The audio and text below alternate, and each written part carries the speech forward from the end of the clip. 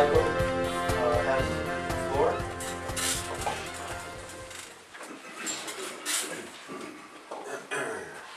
Good morning. Good morning. Good morning. Each and every one of you, thank you for coming out this morning on a beautiful Saturday morning. My name is John Heichel, and I'm representing Hillsborough 7, Goffstown, and Ware presently. I've been a House of Representative member for the past 4 years. I decided to run for Senate District 20 because I think Senator D'Alessandro has been in office too long. And the reason that I think that is because of observing his votes over the past several years.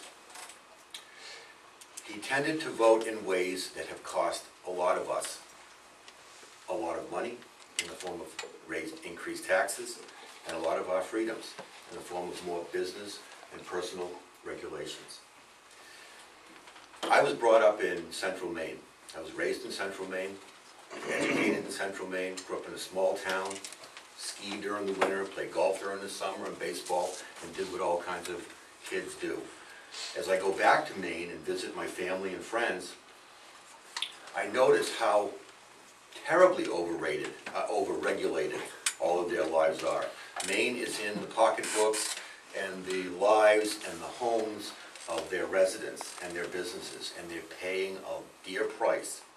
And I see a state that has more people on food stamps and Medicaid than there are actually paying those taxes. I don't want New Hampshire to become a state like Maine. As nice as it is to visit, I really enjoy when I come back to New Hampshire, to my home. I've been a resident of New Hampshire for around 30 years now. Back in the late 70s, early 80s, I was working with some of the biggest disco bands in the world. Tavares, Kool and the Gang, Casey and the Sunshine, Sister Sledge. You might have heard of these bands. I traveled the world with them. We had, I was booking shows for them. I was also the entertainment director for a large nightclub and restaurant organization called John Martin's Manor. We purchased several restaurants and clubs, one on Route 1. We had 4 in Maine, 1 in Nashua. That's what brought me to New Hampshire. So I ended up settling in Nashua when I came here from Boston, LA, New York, whatever I was doing, where I was. And I've stayed in New Hampshire, and it's been my home for all these years. In 1990 or so, I opened an auto repair shop in Nashua called an Uptown Auto Repair. Knew that I could, well, disco died, that was 85, 86. We were all out of work. And I think it was just like turning off a faucet, and literally we were all out of work. Except we could get a few shows here and there, but it wasn't, that 5 or 6 years, I was 28, 29, figured my whole career was behind me. I needed to find something else to do at this point. So I opened up an auto repair shop in Nashua. It was quite successful. It lasted about 13 years or so, and then Wendy's came, and another credit union came, and Burger King came, and they said, we want that corner. And I said, I don't care which one of you, but please, one of you. So they took that corner lot, and I ended up moving a few years later, took a few years off, and had my bar and restaurant down in Nashua. I had a taxi company, 12 cabs. I was doing okay, but I was working an awful lot of hours. I was a real hard-working employer, and I employed a lot of people over those years. In 2003, I think, or 4, I ended up moving to Goffstown, finding a home up here. I had both homes, one in Nashua, one in Goffstown. I ended up getting rid of the one in Nashua and making Goffstown hopefully my permanent home. 2006 came along. I ran for the State House in a primary. I wasn't very well known. I put my name on the ballot, on the primary ballot. I was defeated in the primary. 2008 came along, and I was fortunate enough to become elected to this New Hampshire State House. I had also been on the Goffstown Budget Committee for 6 years. And I remember Bob Wheeler stood up and he nominated me and I needed 10 votes, I think I got 11, so I was voted on the Goffstown Budget Committee and got to learn how government is funded from the inside. I got to see how property taxes and school budgets and town budgets, police budgets, DPW, fire, all of this comes together, and all of it was our money funding these programs. And as necessary as they are, I saw that there was a little bit of excess money being taxed to all of us for some of the services that we were all paying for. So I started getting really interested in this political stuff, and this, I wanted to be a part of the system. I wanted to find out what else can I do. So I ran for the House in '08, and I was successful in that run. 2010, I put my name on the ballot again, and now we're in the majority in 2010. I was appointed by Speaker O'Brien to be Vice Chair of the Transportation Committee, which comes through. The committee is Department of Safety issues, motor vehicles, registrations, Marine Patrol, State Police, things that I know they call it transportation, but it's really mostly safety. When I took that office in 2010 on my second run, we were facing somewhere in the vicinity of an $800 million deficit in our budget.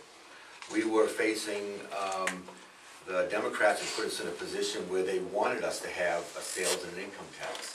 They wanted us to, they voted down gambling. It's funny because we had a gambling bill come into the House, and they voted against it because they wanted to starve us from having a large input of money to come in. A lot of us voted against it because we didn't want that large input of money to come in because we knew it was going to mean a sales or an income tax. So it's funny that we all voted for the same thing for two totally different reasons. Over the past 2 years, especially some of my successes where I worked with Representative Jane Bolio out of Manchester, and her and I were successful in securing funding for the milfoil problem in Nemaski Lake. That lake was pretty much useless. The property values were tanking. You couldn't fish or swim in it. It was becoming a non-recreational kind of a soup. So we were instrumental in securing that funding. The lake now is pretty much clean. It shares both shorelines with Manchester and Goffstown, and it also, now there's a fund to help continue the eradication of the milfoil infestation that was literally choking Nemaski Lake. That's one of the successes I've had. When I ended the budget committee, then I ran for the planning board in Goffstown.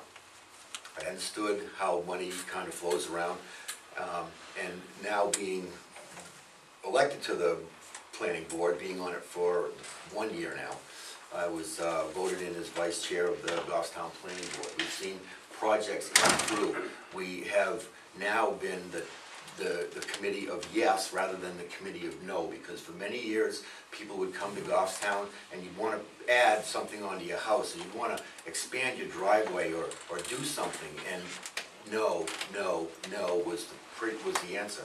And a lot of people that come to this town say, geez, if I had to do it over again, I wouldn't try to build in Goffstown again. So that kind of bothered me. So that was one of the reasons that I decided that, and with the help of Mark Warden and Richard Meany now on the planning board with me, we have a committee of yes, and we get an awful lot more people getting approved at our planning board, so they can go and do what they want to do on their property rather than continue to be overregulated by our town.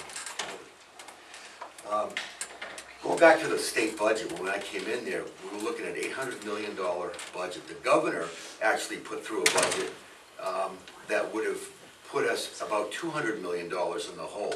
And if we would have kept that governor's budget, today we would have still been close to $100 million, $100 million deficit that we have to make up somehow. And they know that the only way to make it up is to tax us more.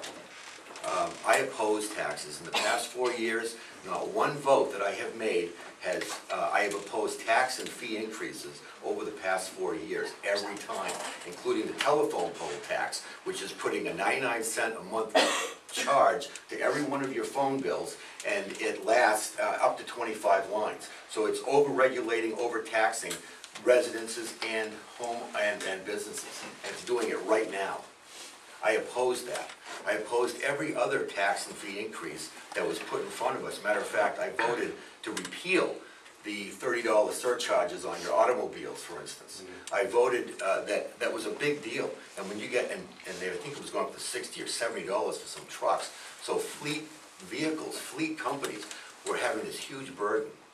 We just also passed a bill that would have allowed on the Transportation Committee, that would allow trucks to be inspected once a year rather than twice a year. That was a big burden for companies and their owners to take the truck off the road, to have to go rent another truck possibly, or tell the driver you're not working today. So all of this was just another regulation. I have supported less regulations, less government, more personal freedoms the entire way through. My stance is I am pro-life. I believe that I also support traditional marriage between a man and a woman. Those are those social issues that I know they're important. They're important to a lot of people, but my main focus is the budget, getting our fiscal house in order, maintain spending, and continue to reduce the budget that we did and were successful in over $1 billion, from $11.5 billion down to $10.5 billion. And if we can continue to find ways to make some more cuts and find the reductions, we will do it. I'm hoping that I can be your senator. I know Senator Lieu does not necessarily support these kind of drastic cuts. He prefers larger government and more programs. And I'm not sure that he would oppose a sale or income tax if he was the deciding vote. Whether he says he would or not, I'm not sure that that's accurate. So please, I'm asking for your vote. How much time do I have left? So that flies with you, right? We'll have a question and answer too. Okay, well, thank you very much.